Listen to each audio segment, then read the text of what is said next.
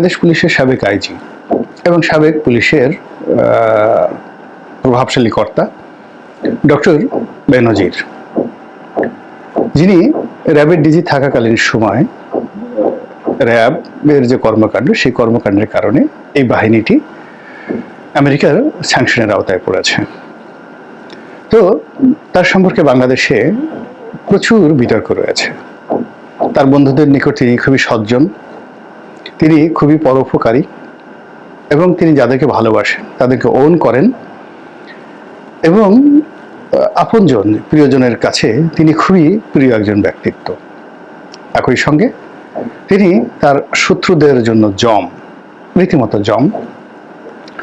তার দুর্নীতি সম্পর্কে যে কথাবার্তা শোনা যাচ্ছে, অন্যান্য যে বিষয়গুলো শোনা যাচ্ছে, তাতে মনে হয়েছে যে তিনি সব্যসাচী। সকল কর্মগুলোই তিনি একসঙ্গে করেছেন। তিনি স্ত্রীকে ভালোবেসেছেন, তার সহায় সম্পত্তির বিরাট অংশ স্ত্রী এবং সন্তানদের নামে রয়েছে। আবার অন্য নারীদের প্রতি তার যে ভালোবাসা, এটি এরশাদকেও ছাড়িয়ে গিয়েছে, প্রচণ্ড ভালোবাসা।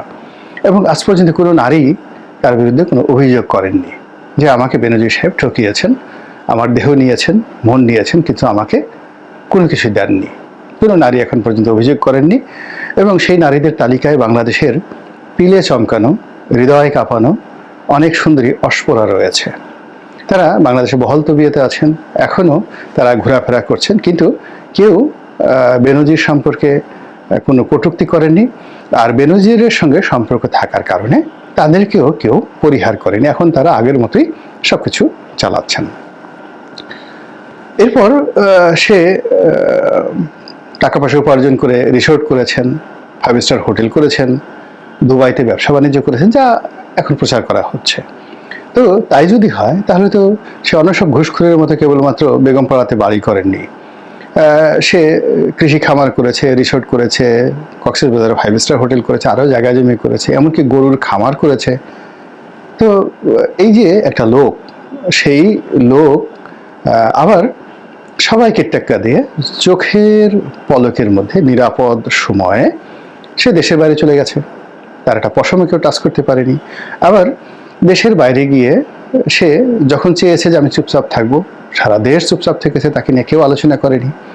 আবার এখন সে ইচ্ছা করেছে যে আমি প্রকাশিত হব, তখন আমরা আবার সবাই তাকে নিয়ে ভিডিও বানাচ্ছি, আলোচনা করছি। কাজেই he is not a normal man, তিনি একজন সাধারণ মানুষ নন।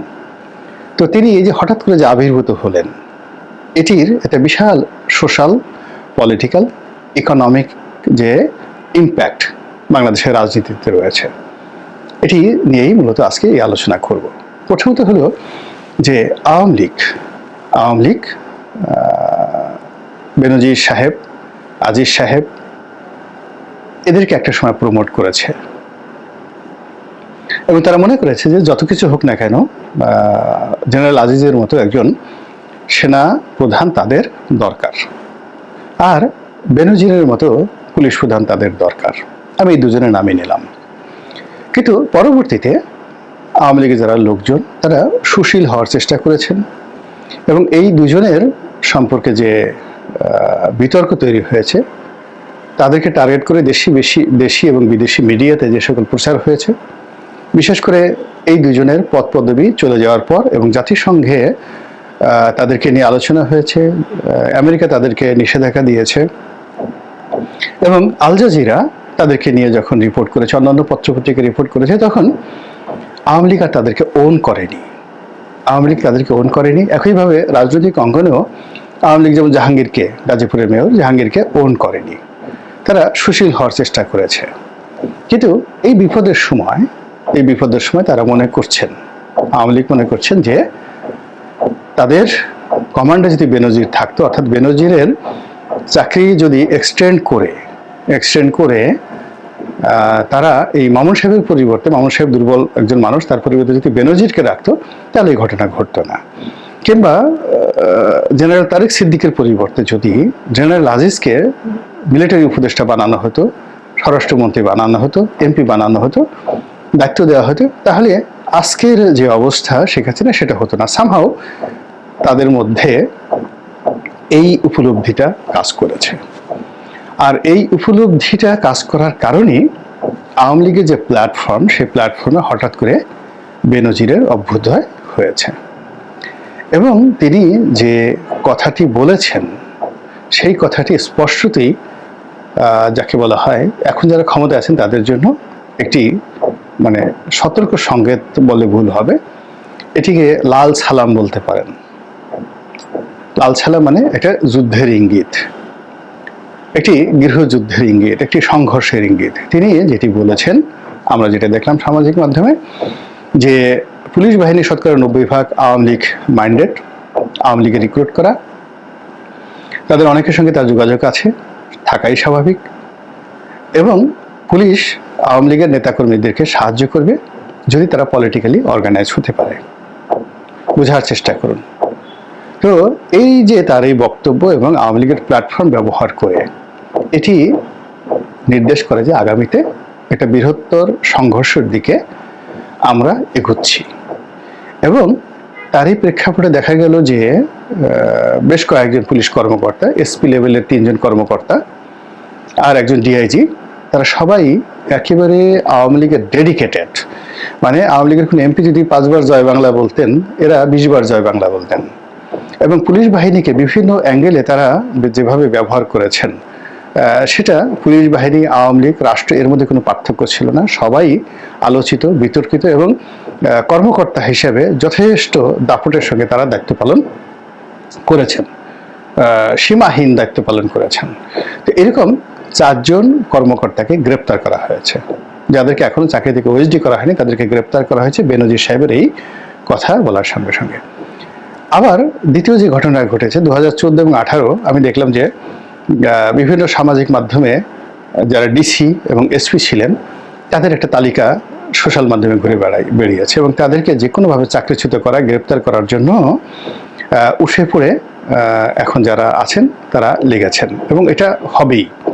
তো এই যে বেনজির সাহেব যে হঠাৎ করে দৃশ্যপটে আসলেন বা তাকে আনা হলো, এটা আওয়ামী লীগ এবং বেনজির সাহেব তারা কিন্তু ইচ্ছে করেই এই কাজটি করেছেন। কেন করেছেন? সেটা হলো বিএনপির অনেক পুলিশ কর্তা যারা বিএনপি করার কারণে ওএসডি হয়েছিলেন, বিএনপি করার কারণে তারা প্রমোশন পাননি, চাকরিতে ছিলেন, তারা ডুব মেরেছিলেন, তারা বিএনপির জন্য কিছুই করেননি, কিন্তু এখন আবার ক্ষমতা লাভের সঙ্গে সঙ্গে তারা সবাই মানে বিএনপির একেবারে মির্জা ফখরুলের চেয়েও বড় বিএনপি হয়ে গেছেন, গয়েশ্বর বাবুর চেয়ে বড় বিএনপি হয়ে গেছে, মির্জা আব্বাসের চেয়ে বড় বিএনপি হয়ে পায়ের উপর পা তুলে তারা এখন মুরগি রান চিবোচ্ছেন। আওয়ামী লীগ এই ভুলটা করতে চাচ্ছে না। আওয়ামী লীগ যেটা চাচ্ছে সেটি হলো এরকম যে সকল সিভিল সার্ভিস এবং পুলিশ সার্ভিস, এমনকি মিলিটারি সার্ভিসে যারা গত 15 বছরে সুযোগ নিয়েছেন, এখন আওয়ামী লীগ তাদের কাছে ডিমান্ড করছে যে তোমরা আমাদের জন্য কাজ করো, আমাদের জন্য স্পেস তৈরি করে দাও, সুযোগ তৈরি করে দাও, আর যদি না করে দাও আমরা তোমাদের নাম বলে দেব এবং তোমাদেরকে বাধ্য করব তোমরা জেলে থাকো এবং তোমরা কমান্ডের বাইরে থাকো, তোমরা চাকরিচ্যুত হও। এর ফলে তোমাদের আওয়ামী লীগে এসে আওয়ামী লীগের দলদাস হওয়া ছাড়া তোমাদের আর কোনো কর্ম থাকবে না। এর উপকার হবে দুটো। প্রথমত, তোমরা যদি আওয়ামী লীগে যোগদান করো তাহলে জেলে থাকো বা জেলের বাইরে থাকো, সেখানে দলকে তোমরা সার্ভ করবে এবং তোমাদের যারা আপনজন আছে তাদের মাধ্যমে তোমরা দলকে সংগঠিত করার চেষ্টা করবে। এখন পুলিশ কর্মকর্তা এবং সিভিল সার্ভিস, মিলিটারি সার্ভিসে যদি এইভাবে 1000 লোককে টার্গেট করে বা 2000 লোকের টার্গেট করে চাকরিচ্যুত করা হয়, এই 2000 লোকের সঙ্গে তো আরও অ্যাটলিস্ট 6000 লোকের খুব ঘনিষ্ঠ বন্ধুত্ব রয়েছে। তো এই 6000 লোককে কিন্তু তারা তাদের নিজেদের প্রয়োজনে তারা কিন্তু তখন নক করবে, ব্যবহার করবে, যেটা এখন তারা করছেন না। এখন তারা ডুবে পানি খেয়ে তারপরে শেষে কেউ বিএনপি হওয়ার চেষ্টা করছেন, কেউ জামাত হওয়ার চেষ্টা করছেন, অনেকে জামাতের নেতাদের হাতে পায়ে ধরছেন নিজেদের চাকরি বাঁচানোর জন্য। এদের যাকে বলে মুখোশটা আওয়ামী লীগ খুলে দিতে চাচ্ছে এবং খুলে দেওয়ার জন্য এখন যেভাবে বেনজির সাহেবকে সামনে আনা হয়েছে, একইভাবে অনেক সেনা কর্মকর্তাকে সামনে আনা হবে, যারা পালিয়ে আছেন, রিটায়ার্ড করেছেন, অনেক সিভিল সার্ভিসদের কর্মকর্তা, তাদেরকে এইভাবে সামনে আনা হবে, যাতে করে এই যে তাদের যারা সুবিধাভোগী লোকজন রয়েছে তারা যেন কোনো অবস্থাতেই ভুল পাল্টে তারা নিজেদের স্বার্থের জন্য বা আওয়ামী লীগের যে ইনভেস্টমেন্ট রয়েছে এদের পেছনে, পুরো ইনভেস্টমেন্টটাকে তারা যেন জিরো করতে না পারে। This is very alarming. Second thing যেটি হচ্ছে সেটি হলো, এরকম যদি 1000 লোককে বা 2000 লোককে টার্গেট করে চাকরিচ্যুত করা যায়, তাদেরকে আওয়ামী লীগের ট্যাগ দিয়ে প্রশাসন থেকে আলাদা করে দেওয়া হয়, তাহলে কি হবে, এদের কাছে যে তথ্য উপাত্ত ডাটা রয়েছে, এই ডাটাগুলো অন্য কর্মকর্তাদের হাতে নেই। ফলে আওয়ামী লীগের সাধারণ জনগণ, আমজনতা নিরাপদ থাকবে, এমনকি শেখ হাসিনাও নিরাপদ থাকবে। এগুলো এক। আদারওয়াইজ এরা বেইমান হয়ে, মুনাফেক হয়ে তারা গিয়ে ধরুন মির্জা আব্বাসের হাতে পায়ে ধরলো, গিয়ে তার কাছে গিয়ে বলে দিল যে অমুক অমুক এই কাজগুলো করেছে, সাবির হোসেন চৌধুরী এই কাজ করেছে, বা ধরুন গয়েশ্বর বাবুর কাছে গিয়ে বললো বিপু এই কাজ করেছে। এই জিনিসগুলো সংশ্লিষ্ট যারা কর্মকর্তা তারা সুন্দরভাবে এই জিনিসগুলো জানেন। ওখানকার টিওনো, ওখানকার ওসি, ওখানকার ডিসি তারা যদি স্ব এলাকার সংসদ সদস্যের বিরুদ্ধে মুখ খুলেন এবং ওই এলাকার সম্ভাব্য প্রার্থী জামাতের হোক বা বিএনপির হোক, তাদের কাছে যদি এই জিনিসগুলো বলে দেন, এখানে অনেকগুলো রসায়ন তৈরি হবে যেগুলো কল্পনায় করা যায় না। এই কাজটি আওয়ামী লীগ করতে দেবে না, এই কাজটি আওয়ামী লীগ করতে দেবে না। আর সবচেয়ে ভয়ঙ্কর যে বিষয়টি সেটি হলো, এদের যে দক্ষতা এবং অভিজ্ঞতা, এই 3000 লোক যদি বাহিনী থেকে, প্রশাসন থেকে চলে যায়, তাহলে এখানে যে একটা শূন্যতা তৈরি হবে, অরাজকতা তৈরি হবে, বিচারহীনতা তৈরি হবে, বিশৃঙ্খলা তৈরি হবে, সুশাসনের পরিবর্তে কুশাসন তৈরি হবে, আমলাতান্ত্রিক জটিলতা তৈরি হবে, এটা রাতারাতি পূর্ণ করা সম্ভব নয়। তখন কি হচ্ছে, সারা দেশে এখন যে বিশৃঙ্খলা চলছে এটা আরো 10 গুণ বেড়ে যাবে, পুরো মাঠ ঘোলা হয়ে যাবে। আর ঘোলা হয়ে যাওয়ার পর সেই ঘোলা পানিতে আওয়ামী লীগের মাস শিকার করা আরো সহজ হয়ে যাবে। এবং সেই কাজটি করার জন্য যে বেনজির সাহেবদেরকে আওয়ামী লীগ একটা সময় গণসূত্র মনে করেছে যে না ঠিক আছে, এদেরকে ব্যবহার করা হয়েছে, এখন এদেরকে ছুঁড়ে ফেলে দাও। আসলে যে সময়টিতে ছাগল কাণ্ড ঘটলো, যে সময়টিতে বেনজির কাণ্ড ঘটলো, এদের দুজনকে নিয়ে খুব বেশি বাড়াবাড়ি যখন হলো, যেখান থেকে এই যে দেখেন কোটা বিরোধী আন্দোলন, ঠিক ওই সময়টিতে যদি শেখ হাসিনা একটা ধমক দিতেন বা এদের পক্ষে অবস্থান নিতেন, তাহলে পরবর্তীতে অন্য কোনো জিনিস কিন্তু ঘটতো কিনা এইভাবে আমার কাছে মনে হচ্ছে না। কিন্তু আওয়ামী লীগ তখন যে কোনো কারণে ভয় পেয়ে গেছে, অথবা যে কোনো কারণে এদেরকে মাইনাসের খাতায় ফেলে দিয়েছে, অথবা যে কোনো কারণে মনে করেছে এরা হলো লায়াবিলিটি, দলের জন্য, রাষ্ট্রের জন্য, আমাদের জন্য লায়াবিলিটি। এখন যাদেরকে আপনি বর্জ্য হিসাবে, আবর্জনা হিসেবে ফেলে দিয়েছেন, এখন আপনি সেই আবর্জনা ডাস্টবিন থেকে খুঁজে খুঁজে তাদেরকে আনছেন, না এরাই আমার মণি, এরাই আমার মাণিক্য, এরাই আমাকে 15 বছর টিকিয়ে রেখেছে, কাজেই আগামীতে যদি ক্ষমতা আসতে হয় এদেরকে আমার লাগবে। বুঝতে পারছেন যে অপারেশন, যে যাকে বলা হয় ডেভিল হান্ট, সেই ডেভিল হান্ট নিয়ে আপনারা যারা এগুচ্ছেন, সেখানে আপনার প্রতিপক্ষ কি ধরনের প্ল্যান করছে, পরিকল্পনা করছে, একটু সুন্দরভাবে মাথা ঠান্ডা রেখে চিন্তা করার চেষ্টা করেন, তারপরে ব্যবস্থা নিন। আপনাকে টের পাচ্ছেন যে সরকারের কাজকর্মে কোনো ধারাবাহিকতা নেই। সারা বাংলাদেশে আইন শৃঙ্খলা যে অবনতি এবং একই সঙ্গে পাল্লা দিয়ে পুলিশের মধ্যে যে অস্থিরতা, সেই অস্থিরতার কারণে কি হচ্ছে, পুরো সরকারের যে কর্মকাণ্ড, পুরো কর্মকাণ্ড প্যারালাইজড হয়ে যাচ্ছে। একটা একটা করে শুরু করি। প্রথমে আইন শৃঙ্খলার দিকে যদি আপনি তাকান, আপনি দেখবেন যে এমন সব অপরাধ, অদ্ভুত সব অপরাধ যেগুলো হচ্ছে এই বাংলাদেশে, যা আগে কখনো কল্পনা করা যেত না। চাঁদাবাজি হোক কিংবা পাওনা টাকা আদায়ের জন্য হোক, বরিশালে যে ঘটনাটি ঘটেছে, একজন ভুক্তভোগী বয়স্ক মানুষ তার অন্ডকোষ চেপে ধরে তার সঙ্গে যে নির্মম এবং নিষ্ঠুর আচরণ করা হয়েছে, গালাগালি, মানে একটা অপ্রতিরোধ্য অবস্থা, মানে এরকম দুঃসাহস, উগ্রবাদী আচরণ, জঙ্গিবাদী আচরণ আমরা এই বাংলাতে কখনো দেখিনি। এরপরে ধরুন এই যে কি একটা কমব্যাক্ট অপারেশন নামে কি একটা সংগঠন করেছে, যাত্রাবাড়িতে তারা কুম্ফু ক্যারাত শেখাচ্ছিল, এদেরকে পুলিশ ধরেছে। লম্বা লম্বা চুল, একেবারে অল্প বয়স্ক, তারা সেই শুধুমাত্র শারীরিক চর্চা নয়, এর সঙ্গে সেই আরও যে সকল ভিডিও সামনে চলে আসছে আর যে সকল কথাবার্তা হচ্ছে এবং এদের যে বডি ল্যাঙ্গুয়েজ, চোখের চাহনি, এর মধ্যে আপনি ভবিষ্যতের বাংলাদেশ এবং চলমান বাংলাদেশ বুঝতে পারবেন যে সমাজের কোন কোন জায়গাতে আমাদের আসলে ক্ষত তৈরি হয়ে গেছে, গর্ত তৈরি হয়ে গেছে। এদের পক্ষে এক শ্রেণীর লোক কথা বলছে আর এদের বিপক্ষে রাষ্ট্র, সরকার, বিএনপি অন্য কথা বলছে। আর দেশের বাইরে এই দৃশ্যগুলো নিয়ে যে চলচ্চিত্র তৈরি হচ্ছে, যা কিনা পুরো রাষ্ট্র ব্যবস্থা, রাষ্ট্রীয় কাঠামো, নতুন সরকারের যে স্থিতি অবস্থা, সব কিছু প্রশ্নের মুখে ফেলে দিয়েছে।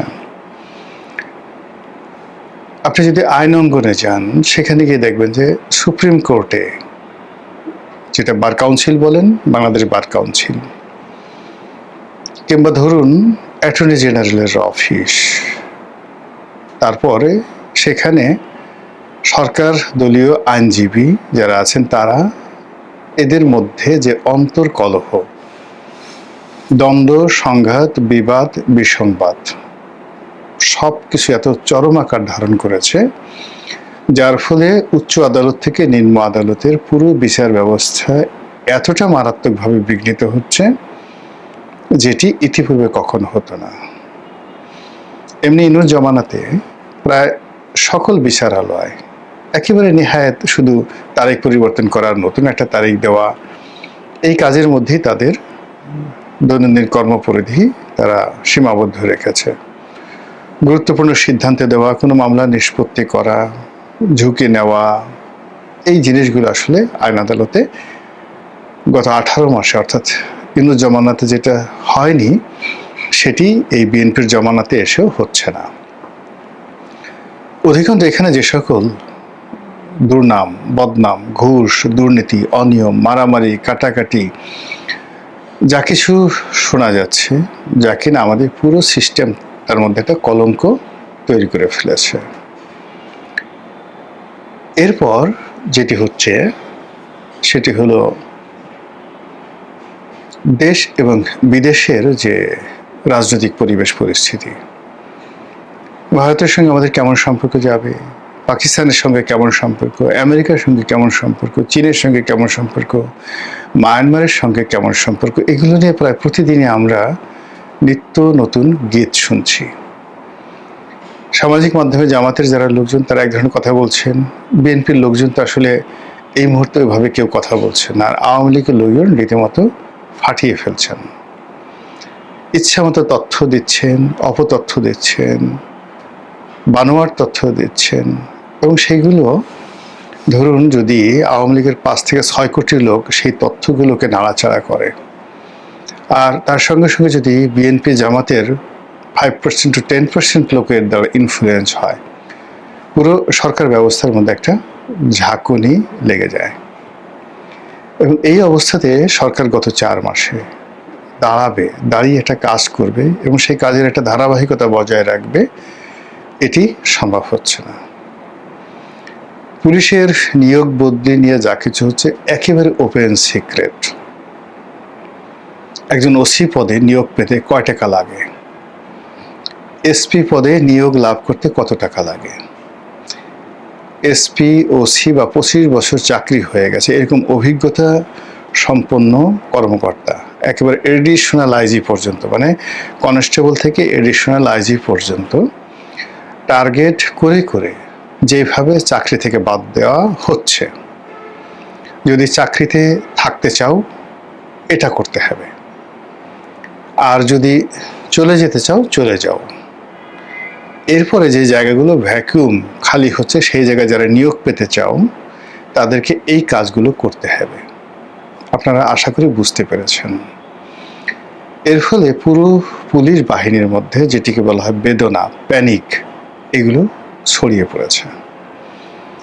ইউনূস জামানাতে যে সকল জামাতপন্থী কর্মকর্তারা নিয়োগ লাভ করেছেন তাদের একটা বিরাট অংশ আলটিমেটলি চাকরিচ্যুত হয়েছেন, অথবা এমন একটা জায়গাতে তাদেরকে ওএসডি করে বসিয়ে দেওয়া হয়েছে যেখানে বসে বসে তারা ঘোড়ার ডিম প্রসব করছেন। আওয়ামী লীগের যারা লোকজন আছেন তারা তো আগেই ঝেঁটিয়ে তাদেরকে বিদায় করে দেওয়া হয়েছে। এরপর এই সাম্প্রতিক সময় আওয়ামী লীগ ট্যাগ দিয়ে, জামাত ট্যাগ দিয়ে বা অন্য কোনো যাকে বলে অভিযোগ তাদের বিরুদ্ধে এনে পাইকারি হারে যেভাবে অবসর দেওয়া হচ্ছে, নিয়োগ বদলির খড়গ যাদের উপর পড়ছে, আর এর পেছনে যে সকল লেনদেন হচ্ছে বা লেনদেনের অভিযোগ হচ্ছে, সব মিলে পুরো পুলিশ বাহিনী তছনছ। একই অবস্থা সেক্রেটারিয়েটে, সচিবালয়, এমনকি সেনাবাহিনীতে যে সকল ভূতাপেক্ষা নিয়োগ হচ্ছে, যাদেরকে অবসরে চলে গেছেন এরকম অনেক কর্মকর্তাদেরকে যেভাবে প্রমোশন দিয়ে তাদেরকে মানে বেতন ভাতা সকল রাষ্ট্রীয় সুযোগ সুবিধা দেওয়া হচ্ছে, আমি আসলে এই ধরনের কোনো কথাবার্তা কখনো শুনিনি। ফলে কি হলো, এখন যদি আপনি 73 থেকে এই ধারাবাহিকতা টানতে থাকেন, পুরো বাহিনীর মধ্যে যা কিছু হবে এটা যে কোথায় গিয়ে শেষ হবে এবং বর্তমান প্রধানমন্ত্রী বা তার যারা ক্যাবিনেট তারা কিভাবে এটা সামাল দিবে আমার মাথায় একেবারে ঢুকছে না। অন্যদিকে অর্থনীতির যে সূচকগুলো আছে সেই সূচকগুলো সোজা না করে, ব্যবসা বান্ধব না করে যা কিছু করা হচ্ছে তাতে করে পুরো পরিস্থিতি মানে এলোমেলো হয়ে যাচ্ছে। ব্যাংক, বিমা, মানে এখানে সরকার কি টাকা ছাপিয়ে টাকা দেবে, না এগুলিকে রক্ষা করার জন্য কি করবে, না দেউলিয়া আইন করে যারা খারাপ কাজ করেছে তাদেরকে দেউলিয়া ঘোষণা করবে, এই বিষয়গুলো এখনো সিদ্ধান্ত নিতে পারেনি। অন্যদিকে দেশের যে সকল বড় বড় ঋণ খেলাপি রয়েছে তাদেরকে যেমন ব্যবসায় ফেরত আনার চেষ্টা করা হচ্ছে এবং এমন প্রক্রিয়াতে চেষ্টা করা হচ্ছে যেখানে 30,000 40,000 কোটি টাকা দিলেও সেই টাকা থাকবে না। যেমন ধরেন সিটি গ্রুপ, বাংলাদেশের বৃহত্তম গ্রুপ, এখন তাদেরকে চালু রাখার জন্য, বাঁচানোর জন্য অনেকগুলো ব্যাংক প্রায় 30,000 কোটি টাকার একটা তহবিল ঘোষণা করেছে 36টি ব্যাংক মিলে।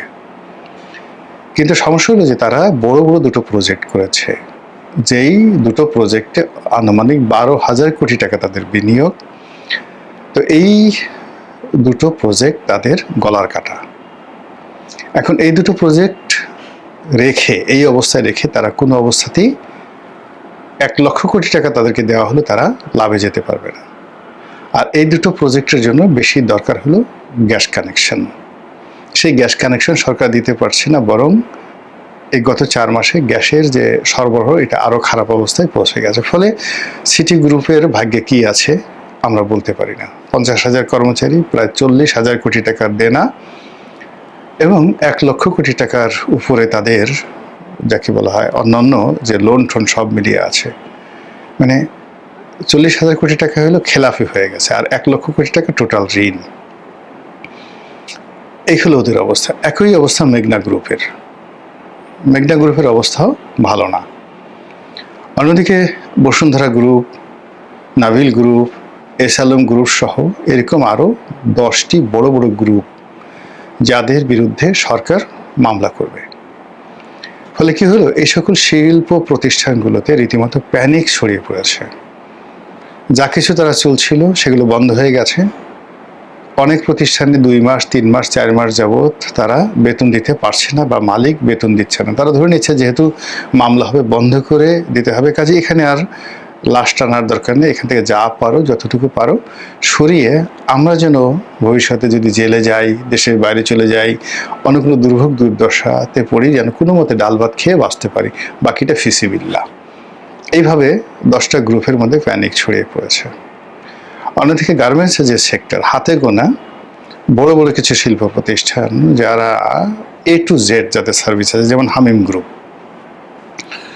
এরকম কিছু প্রতিষ্ঠান যারা চলছে, আর বাকি যেগুলো মাঝারি আকৃতির শিল্প প্রতিষ্ঠান, ছোট শিল্প প্রতিষ্ঠান, এই প্রতিষ্ঠানগুলো আসলে দাঁড়াতে পারছে না। বাজারে প্রচুর অর্ডার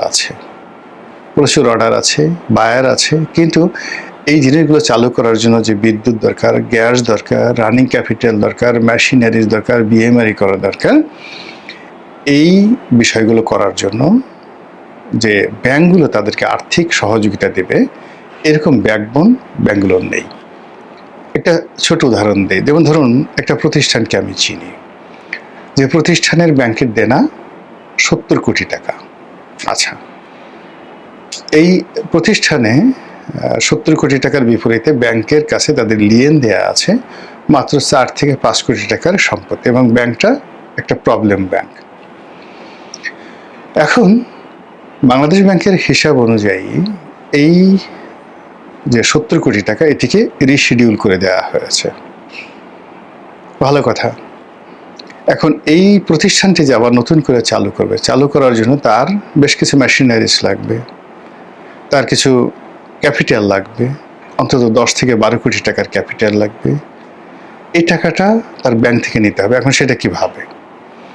এখন সরকারের পক্ষ থেকে বলা হয়েছে যে সরকার একটা ফান্ড রেজ করেছে 30,000 কোটি টাকা, এরকম যে সকল রুগ্ন শিল্প তাদেরকে দেবে। এখন এই শিল্প প্রতিষ্ঠানটি হয়তো 10 কোটি 12 কোটি টাকার জন্য একবার বিজিএমইতে যাচ্ছে, একবার ব্যাংকে যাচ্ছে, একবার বাংলাদেশ ব্যাংকে যাচ্ছে, এইভাবে মানে 1 বছর চলে গেছে, কিন্তু এখন পর্যন্ত শিল্প প্রতিষ্ঠানটি চালু করতে পারেনি। আবার আরেকটা প্রতিষ্ঠানে নেতিবাচক শুনেন, তার ঋণ আছে 130 কোটি টাকা। সে এই ট্রেড পলিটিক্স করে, তার অ্যাসেট, ব্যবসা বাণিজ্য যা কিছু আসছে সব মিলিয়ে তার কাছে 2-3 কোটি টাকার সম্পত্তি নেই, কিন্তু তার ঋণ আছে 130 কোটি টাকা, তাও আবার সরকারি ব্যাংক থেকে। এখন সে কি করছে, এই যে সরকারের যে একটা সুযোগ, সেই সুযোগ নিয়ে সে হিসাবে দেখা যায় সে 50 কোটি টাকা ঋণ নিতে পারে। 130 কোটি টাকার উপর 50 কোটি টাকা সে ঋণ নিয়ে 2-3 কোটি টাকা সে খরচ করে বাকি টাকা পকেটস্থ করার জন্য সে দিন রাত ঘোরাফেরা করছে, এবং ওই আগে যে লোক বললাম যে জেনুইন ব্যবসা করতে চায়, সে সফল না হলো দ্বিতীয় ব্যক্তি সে শতভাগ সফল হয়ে যাবে। এরকম যে একটা ধড়িবাজ, ধান্দাবাজ একটা জাতি, একটা সম্প্রদায়, একটা গ্রুপ, একটা ব্যবসায়িক গ্রুপ, মানে এটা এই যে একটা দুর্বিষহ অবস্থা, সেই দুর্বিষহ অবস্থার মধ্যে তারা আরও ডাকাতি, রাহাজানি, ছিনতাই এগুলো করার জন্য কোমরে গামছা বেঁধে নেমেছে।